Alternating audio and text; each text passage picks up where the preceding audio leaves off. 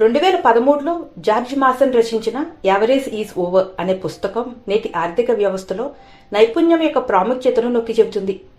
ఈ పుస్తకం ప్రకారం కొత్త ఆర్థిక వ్యవస్థలో సాధారణ నైపుణ్యాలు కలిగిన వ్యక్తులు తమ ఉద్యోగాలను కోల్పోయే ప్రమాదం ఎక్కువగా ఉంటుంది. ఎందుకంటే వారి పనులను సులభంగా ఆటోమేట్ చేయవచ్చు లేదా అవుట్సోర్స్ చేయవచ్చు. కొత్త ఆర్థిక వ్యవస్థలో నైపుణ్యం కలిగిన వ్యక్తులు మాత్రమే మనుగడ సాగించడమే కాకుండా వృద్ధి చెందుతూ విలువైన వ్యక్తులుగా మారతారు, ఎక్కువ ప్రతిఫలాలు పొందుతారు. ప్రతిభ అనేది ఒక అరుదైన నైపుణ్యం.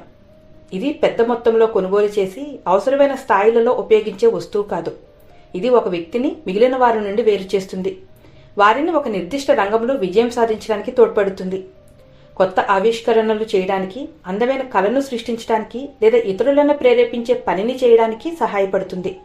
ఇది వినియోగదారుల ఎంపికలను కూడా ప్రభావితం చేస్తుంది, ఎందుకంటే వారు నైపుణ్యం యొక్క నిచ్చెనపై